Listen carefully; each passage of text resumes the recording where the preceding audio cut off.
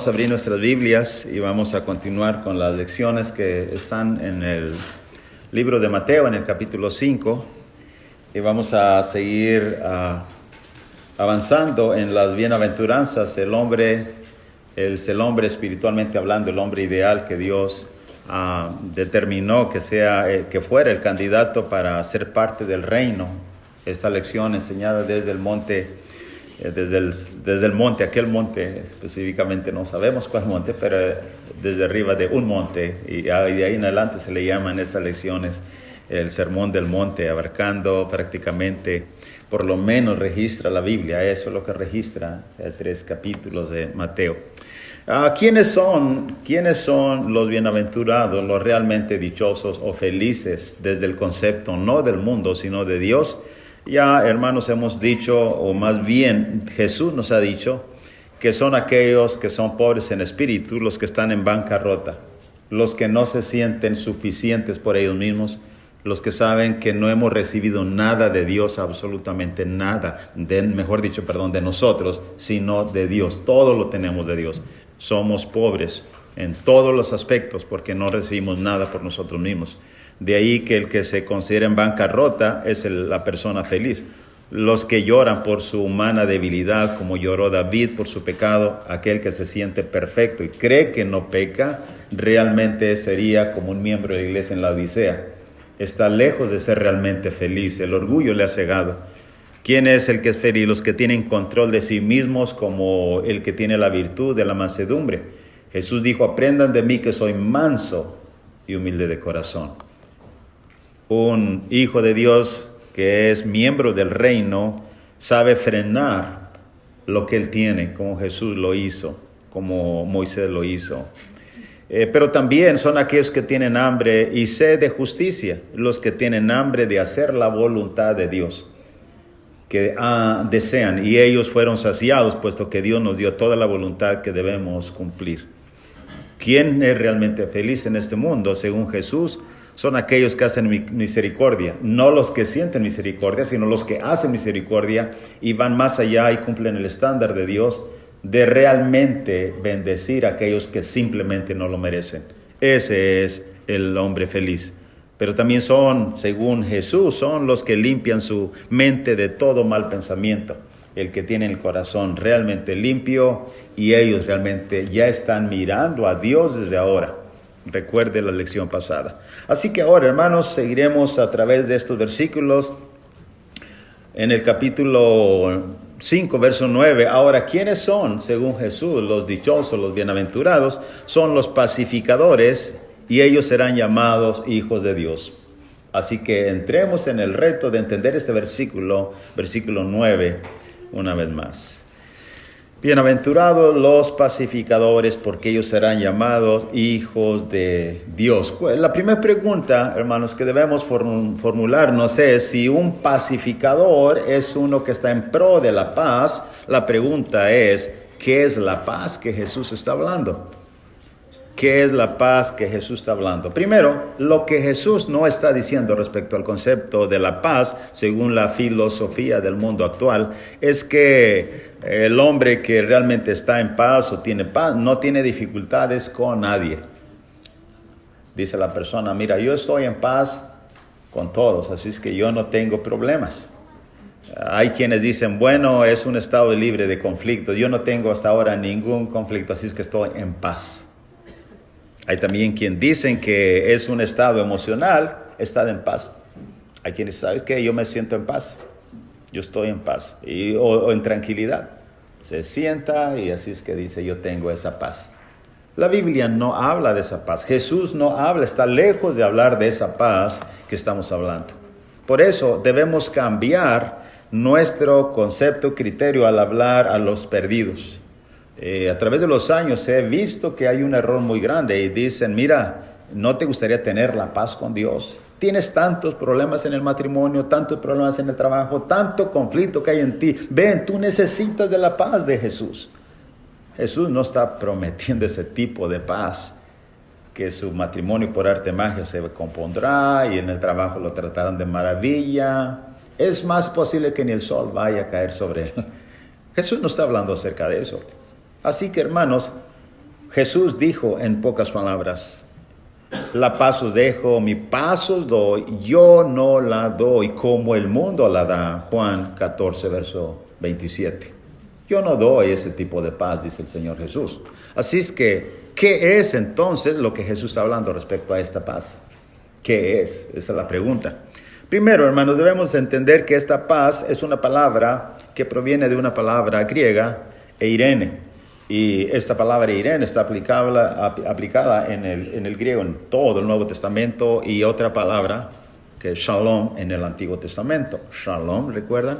Shalom en el hebreo. Y en el griego es una palabra que simplemente habla de relaciones armónicas, que están en armonía entre personas, como también entre Dios y el hombre, según dice este señor W. Miner, página 640. La palabra shalom, hermanos, es una palabra hebrea y no significa la ausencia de guerra o de males, sino la presencia de todos los bienes. ¿Sabe usted que cuando un hebreo, usted viaja por las tierras bíblicas y alguien le dice shalom, no le está diciendo que usted no tenga problemas o que usted no tenga ciertas cosas que le afecten emocionalmente? La idea central de shalom y del original es que usted realmente tenga la presencia de todos los bienes, incluyendo aquellas cosas que en apariencia no son buenas. No está hablando solamente de ausencia de guerra o de males. Eso es en realidad el punto de la paz que Jesús está hablando aquí, porque Él va a hablar de los pacificadores. Así que, hermanos, diríamos que es como la misericordia en forma activa. ¿Recuerda que hablamos de la misericordia? El hombre misericordioso no es que hoy sentí tanta pena, pero no hizo nada absolutamente. Pasó de largo como el levita y el sacerdote.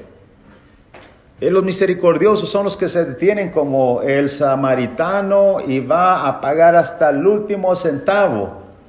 Va a pagar el precio completo, como Jesús mismo pagó el precio por toda la humanidad al tener misericordia y redimirnos a través de ella. Según Tito capítulo 3. Así que de esta misma manera, hermano, la paz es algo activo. Note bien lo que dice el señor William MacDonald. Se refiere a aquello que interviene activamente para lograr la paz. Lo actual, lo común o lo corriente, diría Barclay, es contemplar los conflictos desde un lugar seguro.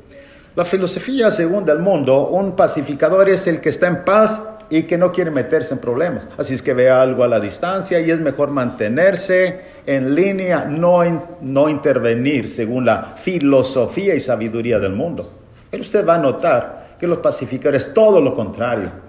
El Evangelio de Jesús es contrario a la filosofía del mundo, así como hemos dicho que la felicidad es contraria totalmente a la filosofía del mundo, de la cual Jesús está hablando. Es una bienaventuranza, felicidad diferente totalmente. Por eso debe impactar nuestros corazones en estas lecciones. Así que, hermanos, ¿cómo puede usted y yo comprender esa paz que trae el pacificador de una manera simple? Muy bien, hay una forma. Puesto que Jesús es príncipe de paz. Jesús es el precursor, el principal y autor pacificador del mundo, que unificó al hombre en la enemistad del pecado, según Isaías 59, verso 1, 2. Jesús es nuestro ejemplo. ¿Y cómo puedo entenderlo? Muy simple. Jesús logró la paz entre Dios y los hombres, pero la pregunta es, ¿a qué precio? Y ese es el punto. Los pacificadores ahora pongan en su mente, tendrán que sufrir, tendremos que sufrir si es que somos realmente pacificadores. De otra manera, estamos lejos de serlo.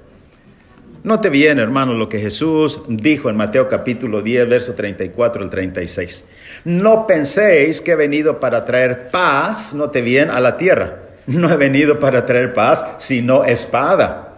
Porque he venido para poner en disensión, la palabra disensión es entre vosotros, 1 Corintios capítulo 3, verso 1. No he venido para traer, sino he venido para traer división al hombre con su padre, a la hija contra su madre y a la nuera contra su suegra. Y los enemigos del hombre serán los de su casa. Lo que implica, hermanos, que para llegar a la verdadera paz necesitamos tener conflicto, porque es la verdad la que nos une. Quien compromete la verdad de Dios no está haciendo ninguna paz con callar. Eso es lo que Jesús está diciendo. Yo no he venido a traer paz y no la doy como el mundo la da. En Efesios capítulo 2, verso 14 y verso 15, Jesús explica más acerca de cómo Él logró esa paz mundial, especialmente entre algunos del mundo y con Dios. En Efesios 2:14 dice, porque Él es nuestra paz, note bien, que de ambos pueblos hizo uno, derribando la pared intermedia de separación. Verso 15, aboliendo en su carne las enemistades, la ley de los mandamientos expresados en ordenanzas, para crear en sí mismo de los dos un solo y nuevo hombre. ¿Qué cosa? Haciendo la paz. Note bien, Él lo hizo en su carne. Pero le estamos diciendo que quien tiene la idea de ser un pacificador, no meterse en problemas, es una filosofía superficial y pobre que proviene del mundo.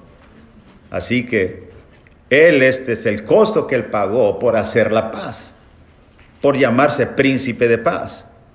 Aún en 1 Corintios 11:24, Pablo dice de una manera a lenguaje figurado, en el 11:24 de 1 Corintios, dice que Él dio gracias, lo partió acerca del pan que Jesús hizo aquella noche antes de ser entregado, y tomad, comed, esto es mi cuerpo, y agrega Él que por vosotros es partido. Hoy en día los superficialistas, los que no saben interpretar Biblia, dicen que el cristiano debe literalmente con sus dedos partir el pan. Por favor, primero decimos que investiguen si Jesús dijo esto. Según Pablo dice que Él dijo eso, y Jesús no dijo eso, pero Jesús dijo algo paralelo. Esta es la copa que por vosotros se derrama. Y preguntamos a los que saben interpretar. Entonces tienes que partir el pan, tienes que derramar la copa. Dice, no, eso no. Pero ¿qué es el punto aquí? El punto es que Jesús hizo la paz, es príncipe de paz, y la enemistad la pagó en su carne. En otras palabras, su cuerpo fue entregado y fue partido por nosotros. A eso se refiere. Jesús, hermanos, fue el pacificador del mundo, pero la pregunta estamos diciendo, ¿a qué precio? ¿A qué precio? Basta abrir el libro de Isaías para leer en el capítulo 53, verso 5, y entender más sobre el punto de la paz. El versículo 5 dice, mas Él herido fue por nuestras rebeliones, molido, no te viene el término que está usando Isaías, molido, herido por nuestros pecados, el castigo de nuestra paz fue sobre Él, y por su llaga fuimos nosotros curados. ¿A qué precio Jesús consiguió esa paz? Así que, hermanos, amigo oyente, si queremos entender la bienaventuranza de Jesús, la pregunta siguiente es, ¿quién es entonces un pacificador? ¿Quién es entonces un pacificador? La Biblia lo describe claramente. ¿Dónde hay conflictos? Esa es la pregunta. El conflicto inicia en el mismo corazón del hombre, según Santiago capítulo 4, verso 1. ¿De dónde vienen las guerras? De vuestras pasiones que combaten entre vosotros. ¿Dónde más hay conflictos? Ahí es donde estará el pacificador. Por ejemplo, hermanos, el pacificador es uno que en vez de buscar conflicto, busca la paz entre hermanos. Eso es.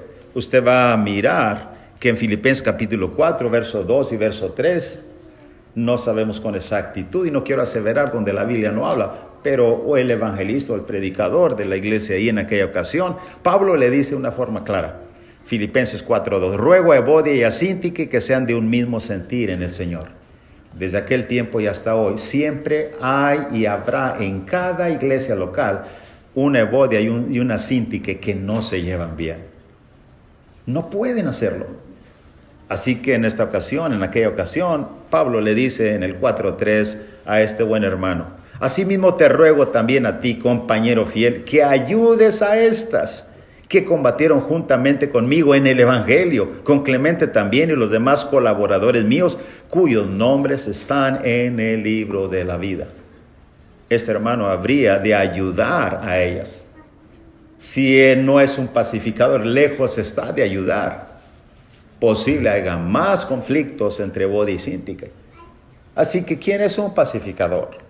Hermanos, no solamente es que busca a aquel que hace la paz entre hermanos, sino uno que ayuda en la paz, inclusive en el matrimonio, sabe que hay conflictos. ¿Sabe usted que los matrimonios tenemos conflictos en ocasiones?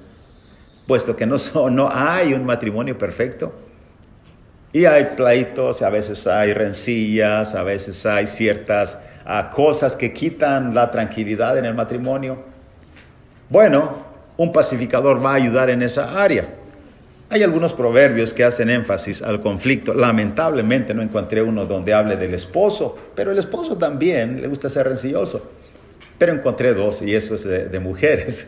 En Proverbios capítulo 21, verso 9, dice: mejor es vivir en un rincón del terrado que con una mujer rencillosa en casa espaciosa. Cuando hay rencillas, el pacificador va a buscar la armonía entre esas dos partes. A un Proverbio 27:15 agrega: gotera continua en tiempo de lluvia y la mujer rencillosa son iguales, son semejantes, dice Salomón.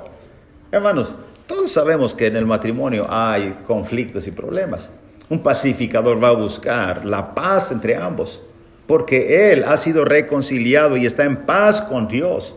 Y él llevará, en vez de la división, llevará la paz, no el conflicto. En ocasiones es difícil, hermanos, tratar e intervenir sin que el pacificador, salga limpio. Tiene que pagar cierto precio. Me he dado cuenta que en algunas ocasiones dice: no, usted, hermano, le creyó más a ella. Y no, usted se puso del lado de mi esposo. Y tenemos que hacerlo. El que no es pacificador simplemente dirá bajo la filosofía del mundo: yo mejor no me meto.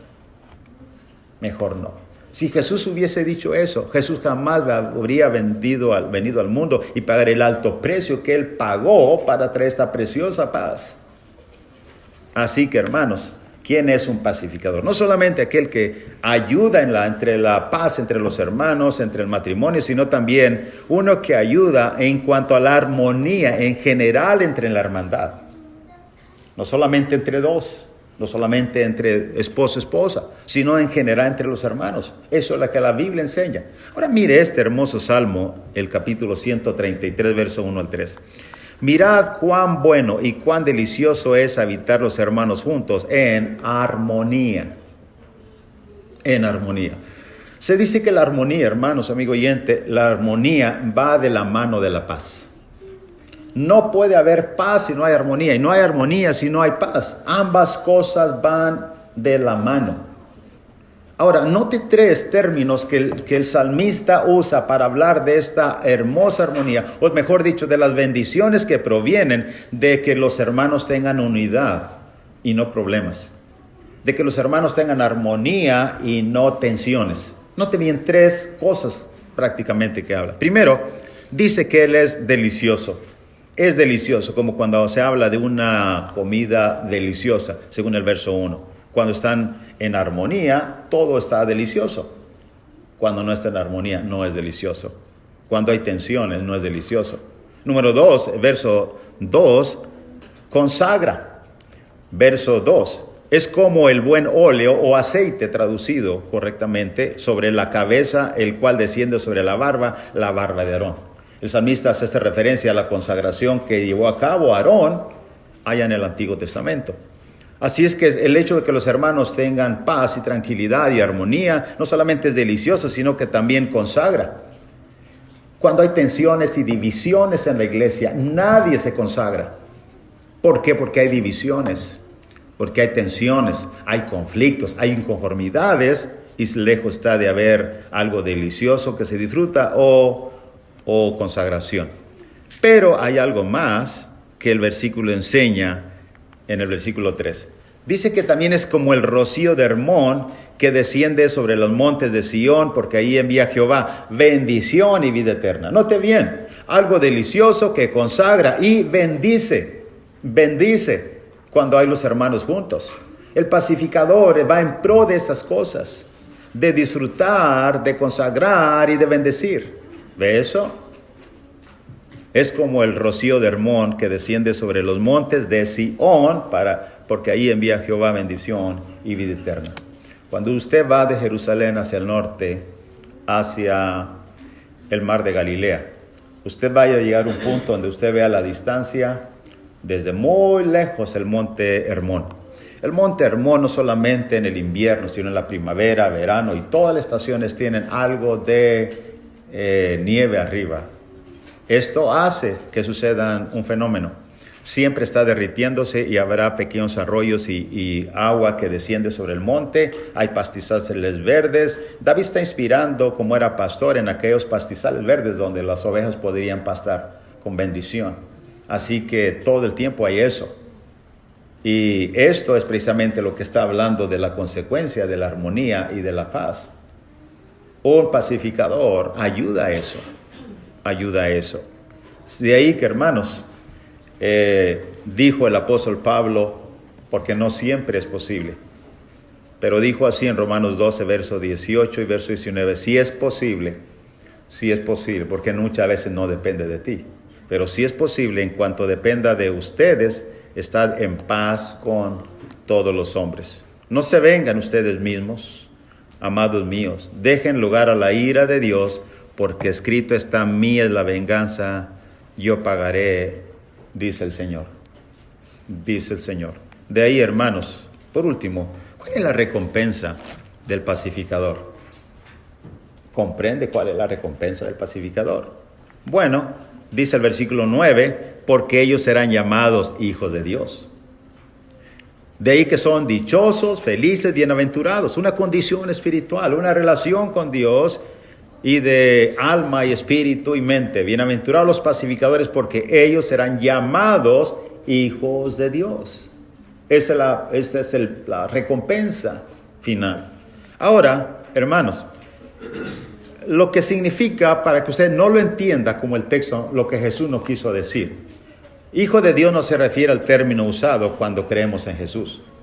Usted dice, pero ahí dice, serán llamados hijos de Dios. Y según Juan 1, 11 y 12 dice, lo suyo vino, lo suyo no le recibieron, mas a todos los que recibieron, a los que creen en su nombre, les dio potestad, autoridad de ser hechos hijos de Dios. Usted dice, ¿cómo es posible? Entonces, ¿somos esos los hijos de Dios? ¿A qué se refiere? Bueno, hermanos, primero, note la diferencia en ambos textos. Jesús está diciendo que ellos serán llamados hijos de Dios. Es como cuando la Biblia enseña, y a los discípulos se les llamó cristianos por primera vez en Antioquía. Pero el verso está diciendo, les dio potestad de ser hechos hijos de Dios. Se convirtieron realmente. Dios les dio potestad y autoridad porque realmente son hijos de Dios. Como cuando Dios puso literalmente, mejor dicho, el Padre, el anillo de legitimidad del hijo pródigo. Y eso es lo que está hablando Juan. Pero acá el versículo está diciendo, serán llamados hijos de Dios. ¿A qué se refiere entonces? Se refiere a una semejanza e identificación con Dios. En otras palabras, es un modismo. La palabra serán llamados hijos de Dios es un modismo. Dice, hermano, no entiendo eso. Bueno, en Marcos 3:17, note bien esto. A Jacobo, hijo de Zebedeo, el Señor Jesús, y a Juan, hermano de Jacobo, a quienes Jesús apellidó Boanerges, esto es, hijos del trueno. Ahora les voy a llamar a ustedes, a Juan y Jacobo, hijos del trueno, porque quisieron hacer que descendiera fuego en Samaria y los quemara. En otras palabras, ¿por qué nos llamas así hijos del trueno en un modismo? Porque somos explosivos de carácter. Por eso, ¿ve eso? ¿Recuerda la palabra hijo de Jonás? Exactamente, un modismo. Inclusive Bernabé, en Hechos 4:36, dice que entonces José, a quien los apóstoles pusieron por sobrenombre Bernabé, que traducido es hijo de consolación. Le pusieron hijo de consolación. Él toma una heredad y la vende. Es un modismo. Esto, hermanos, se le llama modismo de filiación. Ya los que estuvieron en la clase hermenéutica ya recordarán eso, modismo de filiación. Así que lo que está diciendo Jesús es que ellos van a ser llamados hijos de Dios en ese modismo. En conclusión, déjame citar uno de los comentaristas más extraordinarios que ha habido entre el pueblo hispano. Usted sabe quién será. Dice, si algún miembro de la iglesia no es pacificador, con esto voy a concluir. Si algún miembro de la iglesia no es pacificador, sino que promueve la disensión y la discordia, no será de cualquier manera hijo de Dios en virtud de su obediencia al evangelio. Dice él, ser hijo de Dios no es cuestión de profesión, sino de práctica. Si no imitamos a Dios, no somos hijos de Dios, aunque digamos que somos cristianos, entre comillas, y miembros de la iglesia verdadera, no somos hijos de Dios, porque ser hijos de Dios es realmente imitadores. ¿Estás promoviendo realmente la paz entre los hermanos con un corazón limpio y pobre en necesidad de Dios? Tú eres el bienaventurado que Jesús está hablando desde el Sermón del Monte. Santiago, por último, dijo, Santiago 3, 17 y 18. Pero la sabiduría que es de lo alto. ¿Cuál es el contexto? Me llama la atención. Nunca olvidando el contexto. Eso nos hace aplicar bien la Biblia. Dice, ¿quién es sabio entre vosotros? ¿Quién es? Muéstrelo en su sabia conducta. Pero si hay celos, si hay esto y esto, no mintáis contra la verdad, dice Santiago. Pero, verso 17, la sabiduría que es de lo alto es primeramente pura. No te viene la segunda, después pacífica, amable, benigna, llena de misericordia y de buenos frutos, sin incertidumbre, ni hipocresía. Y el fruto de justicia, me encanta esta frase, y el fruto de justicia se siembra en paz para aquellos que hacen la paz. ¿Eres tú un pacificador? ¿Eres tú una pacificadora? Tú eres la persona más feliz y dichosa en el mundo.